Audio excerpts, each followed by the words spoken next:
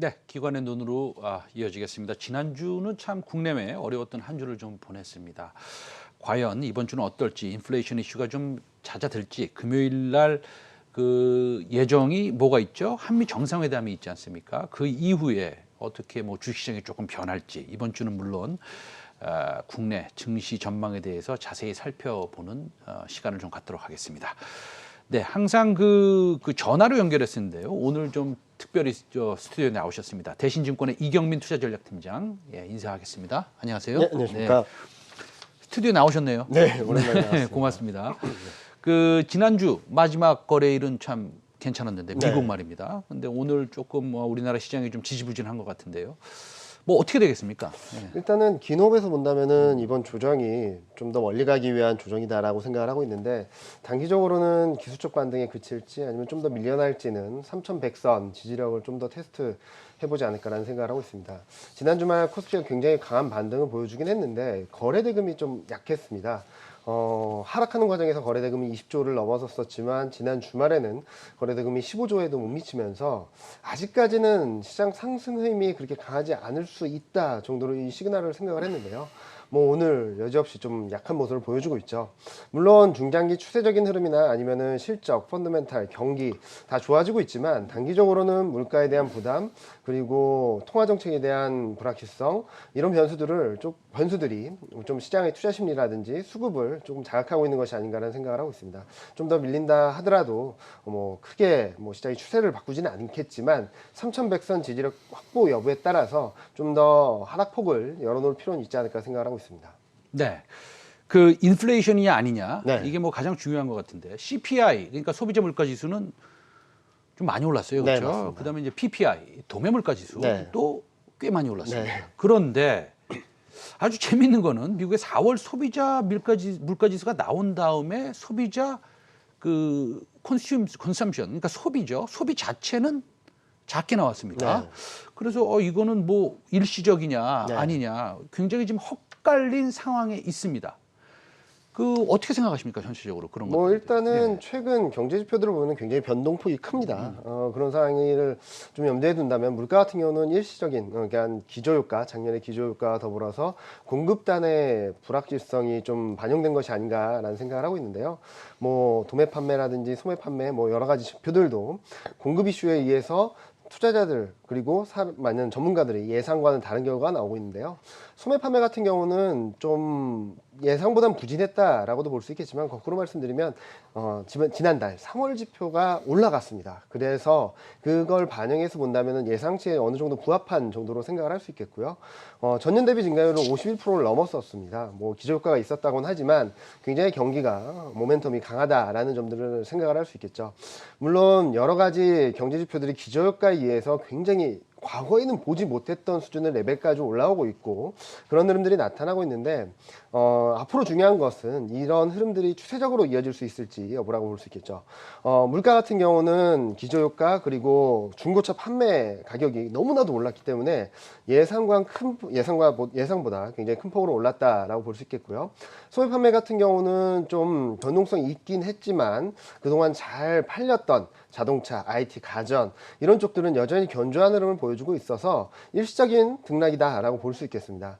결론적으로 말씀드리면 물가에 대한 부담, 그리고 물가에 대한 부담은 아마 4월, 5월 달쯤을 지나면서 정점을 통과할 가능성이 높다라고 생각을 하고 있고요. 소매 판매라든지 이런 부분들은 등락은 있겠지만 꾸준히 우상향하는 그림을 만들어가지 않을까라는 생각을 하고 있습니다. 네, 우리 그 이경민 팀장께서 얘기하셨듯이 중고차 가격이 많이 오르고 있어요. 네. 그렇죠? 그 아주 우스운 얘기가 있습니다, 시장에. 원래 네. 차를 사면 바로 감가상각이 되지 않습니까? 네, 맞습니다. 그런데 차를 사도 중고차 가격이 오르니까 감가상각이 안 된다, 뭐 이런 얘기도 있고요. 네. 그다음에 미국에는 나무, 소위 목재가 네. 없어서 집을 짓기도 좀 어렵다, 뭐 맞습니다. 이런 얘기도 있습니다. 네. 그런데도 불구하고 이 기술주가 좀 약세를 보일 듯하다가 금요일 날 확 올랐어요. 올랐다가, 네, 그렇죠. 그러면 오늘은 또 기술주가 지금 지속적으로 올라온다는 그런 감을 우리가 잡아야 되는 겁니까? 아니면 이거 반등했으니까 이걸 좀 매도하는 쪽으로 가야 되는 겁니까? 일단은 금리라든지 물가에 대한 부담들을 좀 덜어내야지 기술주가 본격적으로 움직이지 않을까라는 생각을 하고 있습니다. 일단 지난 주말 강한 반등을 보여줌으로 인해서 저점권에 근접했다라는 시그널은 나왔다라고 생각합니다. 만약에 여기 저점권이 아니라고 본다면은 뭐 속절없이 무너져 내렸을 수밖에 없는 상황인데요. 저점권에 근접했다는 시그널로 인해서 뭐 따라가기보다는 변동성을 활용한 비중 확대 전략은 유효하다라고 생각을 하고 있고요. 제가 이렇게 전망을 드리는 근거 중에 하나는 전반적인 경기 흐름이나 기업 이익 흐름들이 좋아지는 가운데 물가나 금리 상승 압력 그리고 반도체 관련된 이슈들이 계속적으로 억누르고 있다라고 생각을 하고 있거든요. 물론 뭐 차트를 보시는 분은 아시겠지만 반도체 차트 같은 경우는 좀 많이 흔들리고 있고 좀 단기적으로는 차트가 좀 무너지는 듯한 모습을 보여주고 있지만 지난주 나왔던 저점권에서는 추가적으로 급락을 하기보다는 좀 바닥을 잡아가지 않을까라는 생각을 하고 있습니다.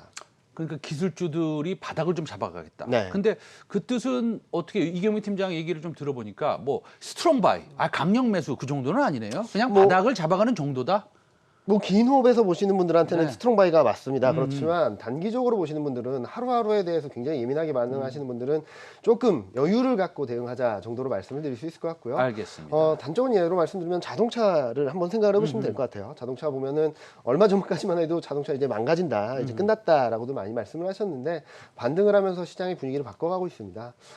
그런 흐름들을 한번 되새겨서 본다면은 반도체 업종이 어떤 흐름으로 갈지 조금은 더 감이 잡히지 않을까라는 생각을 하고 있습니다. 알겠습니다. 간단히 제가 여쭤보겠습니다. 그렇게 된다면 우리나라 하반기 국내 증시 네. 좀 어떻게 예측이 되시겠습니까? 뭐 일단은 저희 대신증권에서 하반기 증시 굉장히 좋게 보고 있고요.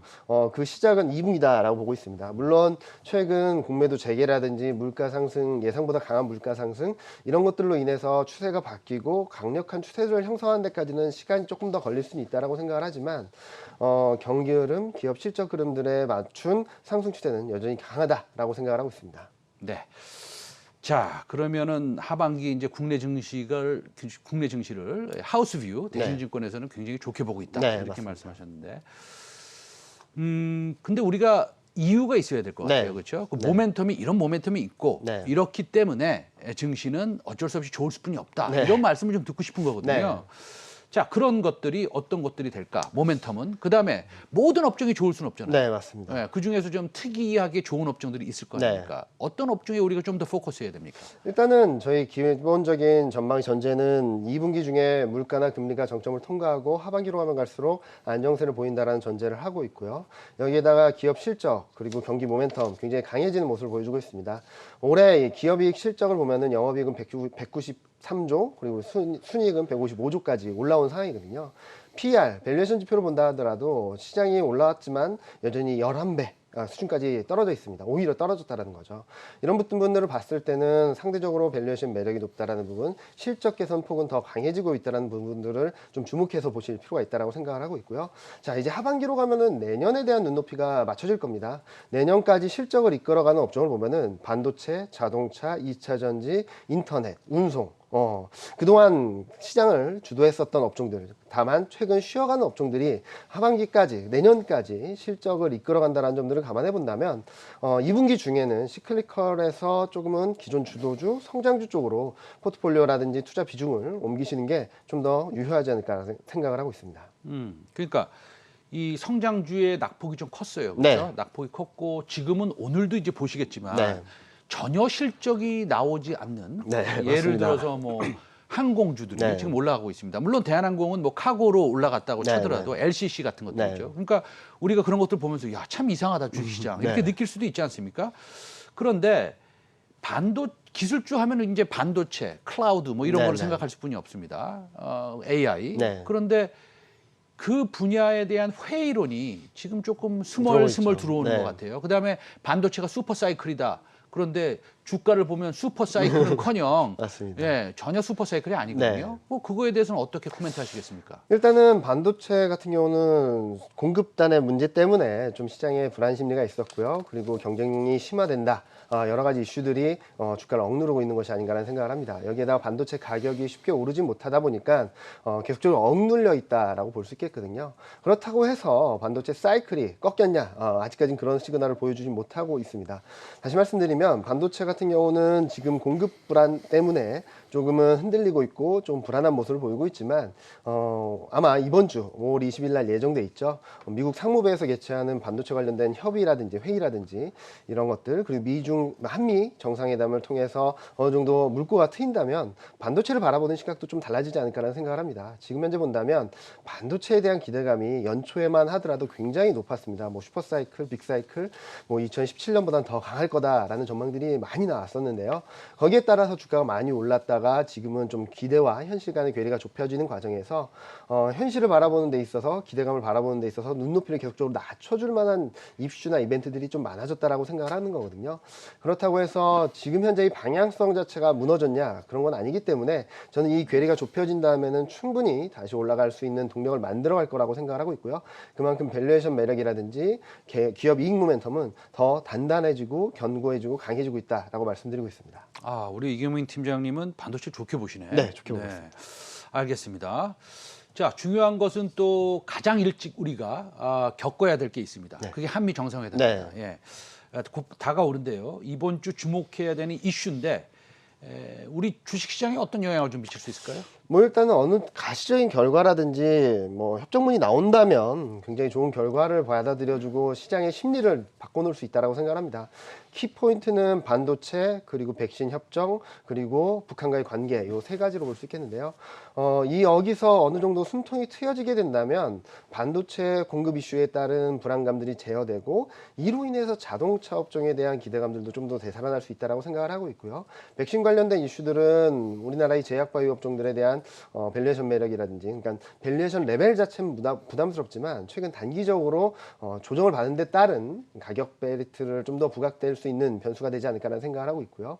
그리고 북한과의 관계, 여기서 조금 더 숨통이 트여진다면 환율 변화에는 조금 더 긍정적인 영향을 줄 수 있다라고 생각을 하고 있습니다. 물론 결과가 나온 다음에 어떤 흐름이 나올지는 좀 더 지켜봐야 되겠지만 지금 현재 시점에서 나쁘게 볼 만한 이유는 그렇게 크지 않다라고 생각을 하고 있고, 이번을 계기로 협정이라든지 서로 진전된 관계를 좀 더 이어나가게 된다면 향후 방향성 자체는 긍정적인 방향으로 바라볼 수 있지 않을까라는 예상을 하고 있습니다. 우리 그 투자 전략을 하시니까 네. 사실은 실적을 근간으로 해서 네, 하실 수뿐이 없는 네. 그런 상황인 거는 제가 이해하겠습니다. 네. 그런데 지금 보면 우리 팀장께서도 잘 아시겠지만 코로나 피해주, 네. 다시 말씀드리면 백신 수혜주들이 네, 네, 네. 상당히 좋은 모습을 보이고 있습니다. 네, 맞습니다. 게다가 경기 민감주도 마찬가지고요. 네. 그다음에 미국 소비 수혜주 같은 것들이 있지 않습니까? 예를 들자면 뭐 휠라 홀딩스 같은 네, 것들, 네. 의류주 같은 것들. 오늘 그런 말씀을 전혀 안 하시는 것 같은데 뭐 안 하시는 특별한 이유가 있습니까? 제가 말씀드리는 것 중에 하나는 네. 하반기를 물어보셔가지고 네네. 저는 추세적인 흐름들에 대해서 말씀을 드린 거고요. 네네. 저희가 연간 전망을 하면서 말씀드렸던 거는 트레이딩 바이, 그러니까 상반기 중에는 시클리컬, 하반기에는 코로나19 피해주들, 내수주들을 바라보자라는 말씀을 계속적으로 드려왔습니다. 그렇게 나눠서 말씀드린 이유 중에 하나는 기존 주도주들은 2022년까지 실적을 이끌어가는, 그리고 역사적 최대 실적을 기록하면서 이끌어가는 업종들이기 때문에 등락은 있더라도 계속적으로 시장의 주도력을 가져갈 것이다라는 차원에서 바이앤홀드 말씀드리고 있고요. 트레이딩 바이 업종은 모멘텀이 너무 강합니다. 뭐 종목별로 보면은 흑자 전환도 굉장히 많고요. 그리고 뭐 200%, 300%, 뭐 1000% 이익 증가가 나타나는 종목들이 굉장히 많은데요. 그렇기 때문에 이슈가 있거나 이벤트가 있거나 심리가 변하면 굉장히 강한 상승 탄력을 보여줄 수 있습니다. 다만 여기에 대한 기대감들이 소멸되게 되거나 약해지게 된다면 좀 흔들릴 수밖에 없기 때문에 저희는 트레이딩 바이 관점에서 말씀을 드리는데요. 미국 소비 관련주들은 계속적으로 주목을 해야 됩니다. 지금 미국 소비 모멘텀이 워낙 강한데 앞서 말씀드렸던 것처럼 미국 소매 판매가 전년 대비 51% 증가했지만 이거보다 더 중요한 것은 소매 판매 금액 자체가 사상 최대를 기록하고 있다는 점입니다. 특히 지난달에는 뭐 정책의 효과가 있었다고는 하지만 이번에는 정책의 효과가 없었음에도 불구하고 사상 최대를 기록했다는 점에 있어서 좀 더 주목해야 될 포인트, 변수가 아닐까 생각을 하고 있습니다. 여기서 이제 그 우리 이경미 팀장께서 얘기한 정책 효과가 있었다고 했고 이번에 없었다고 한 것은 이제 정부에서 지급하는 소득 지원 소득 지원금 네. 그거에 대해서 말씀하시는 겁니다. 자, 그럼 마지막으로 조금 장이 쉽지 않았어요 저번 주에. 요 월요일 날 좀 좋을 줄 알았습니다. 솔직히 말씀드리면. 네. 근데 어렵습니다. 이게 이제 언제까지 갑니까? 뭐 5월 이번 주, 뭐 다음 주를 지나면서 좀 바닥을 잡아가지 않을까라는 생각을 하고 있는데요. 서두에도 말씀드렸듯이 3,100포인트 지켜낸다면 여기서 기간 조정, 좀 밀려나게 된다면 조금 더 밀리면서 3,000 초반 정도까지는 열어놔야 되지 않을까라는 생각을 합니다. 뭐 단기적으로는 변동성이 커지고 등락을 보이고 불안한 모습을 보일 수 있겠지만 추세적인 흐름들은 크게 변함이 없다. 뭐 예를 들어 드리면 내비게이션을 켜고 간다 하더라도 목적지까지 가는데 계속적으로 교통 상황을 반영을 하면서 경로를 계속 최적화된 경로를 만들어주고 있습니다.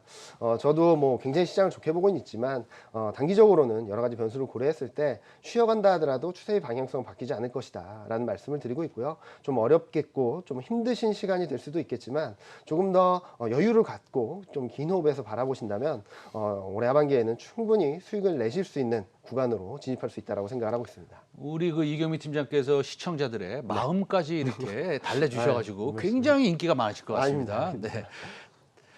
그 대만이 네. 그 TSMC가 이제 실적이 4월달 굉장히 안 좋게 네, 나왔어요. 네. 일단은 그러니까 안 좋게 나왔다는 것은 이런 거죠. 뭐 맨날 전교 1등하다가 네. 전교 2등하니까 맞습니다. 이거 실적 뭐 2등은 별거 아니야 이렇게 나온 거 아니겠습니까? 네, 네. 근데 이제 주식시장은 훨씬 더 민감하게 반응을 했죠. 반응을 예. 하죠. 네. 우리나라에 어떤 영향이 좀 있을 것 같아요. 뭐 일단은 심리적으로 영향을 줄 수밖에 없죠. 네네. 앞서 말씀하셨듯이 반도체에 대한 불안감들을 자극하는 것 중에 TSMC 실적 그리고 주가 변동성 이런 것들도 분명히 영향을 주고 있다라고 생각을 하는데요. 기대와 현실 간의 괴리의 문제입니다. 시장의 추세가 그리고 실적이 완전 꺾여버리고 이제 반도체는 끝났다라는 시그널이 아니라 기대가 한 100이었다면 한 80 정도로 나온 데에 따라서 주가가 워낙 예민하게 반응하는 것이라 생각을 하고 있고요. 그리고 대만 증시 TSMC 주가 한번 보시면 약간의 기스만으로도 시장이 왜 이렇게 충격을 받았는지 아실 수 있을 것 같습니다. 코스피로 치면은 지금 대만 증시는 한 4,000, 5,000 포인트 가 있는 상황이다라고 볼 수 있겠거든요. 그런데 따르는 되돌림 과정 그리고 물량 소화 과정이다라고 생각을 해보신다면 이런 국면을 거친 뒤에는 좀 더 단단한 견고한 안정적인 흐름을 가지 않을까라는 생각을 하고 있습니다. 올라간 상황에서 단기적인 불확실성 그리고 기대에 못 미치는 실적이 단기 조정의 빌미는 되었지만 아직까지는 추세를 바꿀 만한 이벤트나 이슈 그리고 업황의 반전은 없다라고 말씀드리고 있습니다. 알겠습니다. 오늘 말씀 너무 감사드리고요. 대신증권의 이경민 투자전략 팀장이었습니다. 감사합니다. 네, 감사합니다.